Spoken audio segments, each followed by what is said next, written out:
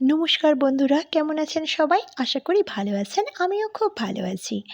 আর চন্দ্রিকা লাইফস্টাইলের আরেকটি নতুন ব্লগে আপনাদেরকে অনেক অনেক স্বাগত জানাই। তো আজকে রথ ছিল, তার জন্য আমি মায়ের বাড়িতে এসেছিলাম। আর আমার মামার মেয়ে এক ব্যাঙ্গালোরে থাকে।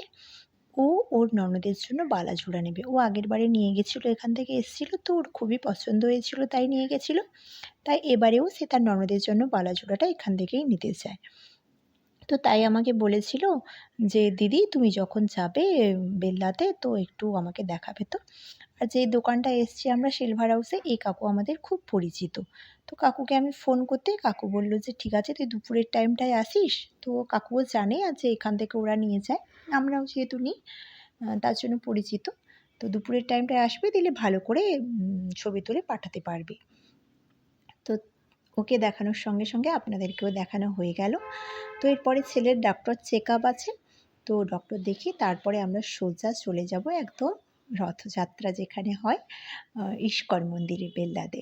তো এসেই দেখছেন তো ভিড় লেগে গেছে। আমার ডক্টর দেখানো খুব তাড়াতাড়ি শেষ হয়ে গেছিলো। তাই আমি ভেবেছিলাম যে তাড়াতাড়ি চলে যাব, একটু রথের দড়িটা টানবো। তো এসে দেখছি এখানে তো ব্যাপকভাবে ভিড় লেগেছে। আর এসেই দেখছি জাস্ট রথ বেরোচ্ছে। তো আমরা একদম ঠিক টাইমেই পৌঁছে গেছিলাম। জাস্ট আমরা পৌঁছে গাড়িটা রেখেছি আর রথ বেরাচ্ছে। খুব সুন্দর দৃশ্য। তো জগন্নাথের একদম দর্শন হয়ে যাচ্ছে সামনে থেকেই। আর জগন্নাথটাকে আজকে যা মানে সুন্দর করে সাজিয়েছি, খুব সুন্দর লাগছে দেখতে। জয় জগন্নাথ। হে প্রভু, তুমি সবাইকে ভালো রেখো। আর তোমার চাকার সঙ্গে সঙ্গে আমাদের সবার ভাগ্যচক্রগুলো তুমি ঘুরিয়ে দাও, যেন সবার ভাগ্য খুব ভালো যায়। তো যাই হোক, জয় জগন্নাথ। ঠাকুরের দর্শন হয়ে গেছে। তো এখানে যখন দর্শন শেষ হয়ে গেছে আমি একটু ভিডিও করে নিচ্ছিলাম। আর ওই দিকে না একটা বিষ্ণু মাতার মন্দির আছে। তো এই বিষ্ণুদেবের মন্দিরে খুবই যাবার ইচ্ছে আছে আমার, কারণ আমি এই দিক দিয়েই আমাকে যেতে হয় যখন মানে বাড়ি যাই আমরা। তো সবসময় যাই, মন্দিরটা শুধু যেতে আসতে দেখি আর মাথাটা নিচু করে প্রণামটা ঠুকে দিয়ে যাই। তো আজকে ভাবছি ওই রথ দেখা শেষ হয়ে গেলেই জাস্ট উল্টো সাইডে আছে একটু, তো ওইখানেই যাব। আর রাস্তাটি পুরো জ্যাম হয়ে গেছে। এটা যেহেতু বাইপাস, ওই যে চেন্নাই, মুম্বাই, কলকাতার যেটা বাইপাস, ওইটার সঙ্গেই তো এই লাইনের সঙ্গে সব জোড়া। তো তার জন্য লাইনে এত বাস আর কি বলবো। তো যাই হোক, চলুন আমরা ওই বিষ্ণুদেবের মন্দিরে তাহলে যাই।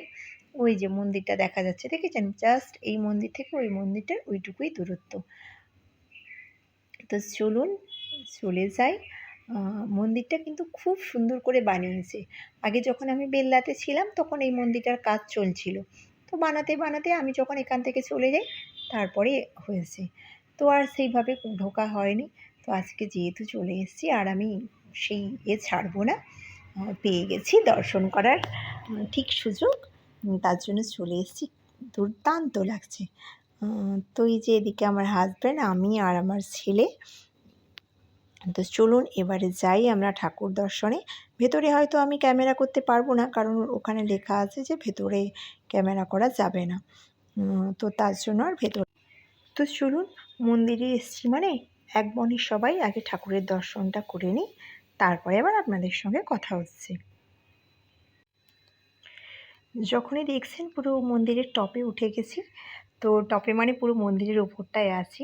তো চারিদিকটা বৃষ্টিকাল তো পুরো সবুজে সবুজে ভরা। এই যে সাইডে ওটা বাইপাস। আর কত সুন্দর লাগছে দেখুন সামনেটা। আমি তো মানে জাস্ট চোখ ফেরাতে পারছি না, এত সুন্দর লাগছে। আর হাওয়াও যা দুর্দান্ত আসছে। এই যে এটা দেখছেন, এটা বাইপাস। আর ওই সাইডে ওই মন্দিরটা, রাস্তার ওই পারে ওই মন্দির ইস্কন মন্দির, আর এই পারে বিষ্ণু মন্দির। দেখছেন সামনেটা খুবই সুন্দর লাগছে। তো আমরা তারপরে বাড়ি চলে গেছিলাম, কারণ বাড়ি চলে গেছিলাম সন্ধ্যার সময়। আবার রথ পুরো ঘুরে আসতে অনেকটা টাইম লাগবে। তো এতটা টাইম এখানে দাঁড়ানোর মতো কোনো ইচ্ছা ছিল না। তার জন্য যা যা খাবার সব কিনে মাকে দিয়ে তারপরে আমরা বললাম যে আর একটু আমরা দেখে চলে আসব। তো মন্দিরের সাইডেই এখানে সুন্দর করে সাজিয়েছে। কেন বলুন তো? ওই যে জগন্নাথ, বলরাম, সুভদ্রা সবার মাসির বাড়ি বানিয়েছে এখানে। তো এইখানে 9টা দিন থাকবে। 9টা দিন থাকবে এখানে ঠাকুর। তারপরে আবার যখন উল্টো রথ হবে তখন উল্টো রথে আবার ঘুরে ওই চলে যাবে মন্দিরে। এই কাছেই তো মন্দিরটা। তো চলুন এবার তাহলে এই যে ঠাকুরগুলো নিয়ে আসছে আপনাদেরকে দেখাই। ঠাকুরগুলো খুব সুন্দর করে নিয়ে আসছে ছাতা মাথায় দিয়ে, নাচাতে নাচাতে একদম খুব সুন্দর করে নিয়ে আসছে। দেখতে এত ভালো লাগছে, সবাই মানে যতজন আছে এখানে পেছন পেছন ছুটতে থাকছে। দাঁড়ান, আবার একটা ঠাকুর আসবে। ৩টা তো ঠাকুর জানেন, জগন্নাথ, বলরাম। এই যে কাকু দেখছেন একদম মানে নাচে হরে কৃষ্ণ বলে নাচে একদম মেতে গেছে। তো যাই হোক, খুশি পাচ্ছে ও, যেটাতে করতে থাক। এরপরে নেক্সট ঠাকুরটা আসছে। এটা বোধহয় এলো বলরাম এলো, হ্যাঁ বলরামকে আগে নিয়ে চলে এসছে।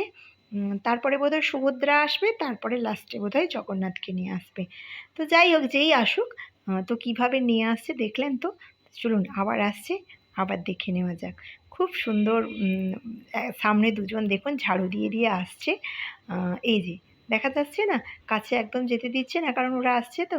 এই যে সামনে দুটো মহিলা এরকম ঝাড়ু লাগিয়ে লাগিয়ে আসছে, তার পেছনে আসছে ঠাকুর। এই যে ছাতা দেওয়া আছে মাথায়। আর ঠাকুরকে খুব সুন্দর করে নাচিয়ে নাচিয়ে আনছে, যে খুশি ছুঁয়ে প্রণাম করতে পারছে। এটা আসছে সুভদ্রা, লাস্টে আসবে একদম জগন্নাথ। তো দাঁড়ান এটাকে রেখে দিক, তারপরে আমি আপনাদেরকে দেখাবো। জগন্নাথকে যখন নিয়ে আসছিল খুব নাচাচ্ছিল জানেন, কারণ আমি তার ভয়েসটা তো পরে দিচ্ছি, আগে তো ভিডিও হয়ে গেছে। তো তাই আমি আপনাদেরকে আগে থেকে বলে দিচ্ছি সব। তো চলুন এবার এদিকটা দেখেছেন খুব সুন্দর করে সাজিয়েছি। আর ঠাকুরগুলো যে কি দুর্দান্ত লাগছে, মানে বলে বোঝাতে পারবো না আপনাদেরকে। এবার আসার সময় এই এসে গেছে। এসে গেছে আমার জগন্নাথ। তো জগন্নাথ ঠাকুর আসছেন, খুবই নাচাচ্ছেন, যেহেতু এটা লাস্ট ঠাকুর। এদিক সেদিক। তো চলুন, এই যে দেখছেন কিভাবে নাচিয়ে নাচিয়ে আনছে, কারণ ক্যামেরা আমি ভালো করে করতে পারছি না, এই জন্য এদিকে একবার ফুরুর করে ছুটে চলে যায়, এইদিকে ওদিকে আবার একবার ফুরুর করে ছুটে চলে যায়। তো আমারই খুব অসুবিধা হচ্ছিল, কারণ আমাকেই না ধাক্কা দিয়ে মেরে দেয়। কারণ এখানে যা ভিড়টা লেগেছে দেখছেন তো, সবাই যে যার ফোন নিয়ে ব্যস্ত ছবি করার জন্য। কারণ এত সুন্দর দৃশ্য, তো সবাই ভাবছে যে যার ক্যামেরায় বন্দি করে রাখবে। আর এইখানে প্রসাদের জন্য ছিল খিচুড়ি আর পায়েস আর সাবুর পোলাও। তো যার যতটা দরকার নিয়ে খেতে পারে, পুরো পেট ভর্তি করে, কোনো অসুবিধে নেই। তো আমি আর ছেলে আগে খেয়ে নিয়েছি, ওর বাবা থেকে গেছে বাকি। তো চলুন আজকের ব্লগটা তাহলে আমি এখানেই শেষ করছি। আপনারা ভালো থাকবেন, সুস্থ থাকবেন, সাবধানে থাকবেন। আর ভিডিওটা কেমন লাগলো অবশ্যই আমাকে কমেন্ট করে জানাবেন। আর ভালো লাগলে প্লিজ একটা লাইক করে দেবেন। আর ভিডিওগুলো যদি আপনাদেরকে ভালো লেগে থাকে তাহলে প্লিজ আমার চ্যানেলটাকে সাবস্ক্রাইব করে রাখবেন এই রকম নিত্য নতুন ভিডিও দেখার জন্য। আর বেল আইকনটা অবশ্যই প্রেস করে রাখবেন, যাতে আমি কোনো ভিডিও আপলোড দিলে ফার্স্ট নোটিফিকেশান আপনার কাছে পৌঁছে যায়। তো আপনারা ভালো থাকবেন, সুস্থ থাকবেন, সাবধানে থাকবেন। আবার আপনাদের সঙ্গে খুব শিগগিরই দেখা হবে পরের একটা নতুন ব্লগে। টাটা।